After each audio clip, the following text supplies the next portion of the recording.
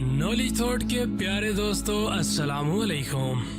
दोस्तों, क्या आप जानते हैं कि मैकडॉनल्ड के सीईओ को एक साल की मेहनत की इवज कितना पैसा दिया जाता है? और प्यारे दोस्तों, क्या आप जानते हैं कि रेगिस्तान में प्यास से कितने लोग हर साल तकरीबन मर जाते हैं? इन सारे हकायक को आज की इस वीडियो का हिस्सा बनाया गया है। मैं हूँ मोहम्मद आसिफ और आप देख रहे हैं नॉलेज थॉट्स। दोस्तों, जितना पैसा मैकडॉनल्ड के एक एम्प्लॉय को एक साल में कमाने के लिए वक्त लग जाता है, उतने पैसे कमाने के लिए मैकडॉनल्ड के सीईओ को सिर्फ और सिर्फ 60 मिनट लगते हैं। तो दोस्तों, फिर आप हिसाब खुद कर लो कि कितना कमाते होंगे एक साल में।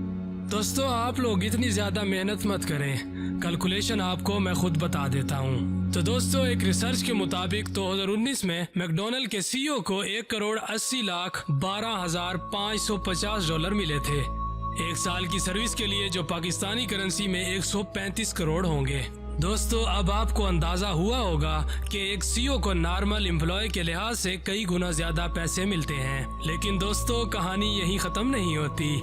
इससे पहले सीईओज की सैलरी इसी तरह के नंबरों में ही थी, जिसकी वजह से बहुत से लोगों ने मैकडॉनल्ड के इस नेटवर्क पर एतराज भी किया है।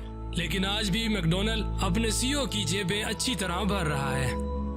इसके बारे में मैकडॉनल्ड कंपनी का कहना है कि सीईओ की जिम्मेदारी की वजह से ही मैकडॉनल्ड का नाम आज भी मार्केट में है, जो कि एक फैक्ट भी है। दोस्तों, हमारे साथ आगे मौजूद है छतरियों वाला आदमी। दोस्तों, इस फैक्ट में ऐसे गोरे की कहानी बताने वाले हैं जिसे अपनी छतरियों से प्यार था। पर दोस्तों, ये सच है। वर्ल्ड वार 2 में अपनी छतरी को जंग में लेकर जाने वाले सिपाही का नाम डिग्बी था। अब सवाल ये है कि इसको अपनी छतरी से इतना प्यार क्यों था? इसकी वजह बहुत ही सादा है। ये अपने साथ अपनी छतरी को इसलिए लेकर जाता था ताकि लोग इनकी छतरी को देखकर इनको पहचान लें, कोई भी दुश्मन सिपाही हमला न कर दे। पर मजे की बात यह है कि इनकी छतरी ने इनकी जान बचा ली थी। और इस छतरी का एक इस्तेमाल सुनकर आप भी कहेंगे, भाई कमाल कर दिया। डिग्बी ने हथियारों से लेस जर्मन गाड़ी को अपनी इस छतरी की वजह से रोका था, और वो भी ऐसे कि इन्होंने अपनी छतरी की नोक ड्राइवर की आंख में मार दी थी और जर्मन सिपाही की गाड़ी अपने कब्जे में कर ली थी, और इस तरह हिस्ट्री में मशहूर हो गए। दोस्तों, अगर आप वीडियो में यहाँ तक आन पहुँचे हैं तो आपसे एक दरख्वास्त करते चलें कि YouTube के इस मुनफरी चैनल नॉलेज थॉट्स को सब्सक्राइब करते हुए साथ मौजूद घंटी का बटन भी दबा दें, ताकि हमारी हर वीडियो आपके नोटिफिकेशन बार तक पहुँचती रहे। दोस्तों, आगे हमारे साथ मौजूद है दिन 1 या 2। दोस्तों, देखें, दुनिया में एक अजूबा डूमाडिस आइलैंड के 2 अलग अलग हिस्सों में होते हैं 2 अलग अलग दिन। नहीं समझे तो दोस्तों, हुआ कुछ यूं के डूमाडिस के साथ वाला हिस्सा बिग आइसलैंड रशिया के पास होता है और छोटे वाला हिस्सा यूएसए के पास होता है, और ये 2 लाइंस इस आइसलैंड को तकसीम करती हैं।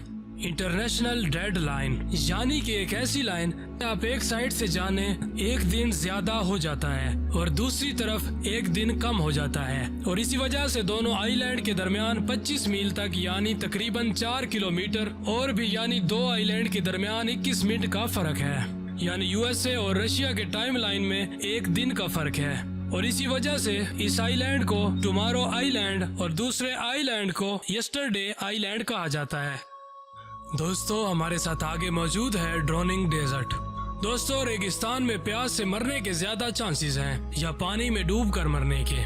तो अगर आप में से किसी ने ये सोचा प्यास से मरना ज्यादा मुमकिन है, तो दोस्तों आपको बता दूं कि गलत सोच रहे हैं, क्योंकि प्यास से रेगिस्तान में मरने के कम चांसेस हैं और डूब कर मरने के चांसेस इससे भी ज्यादा हैं।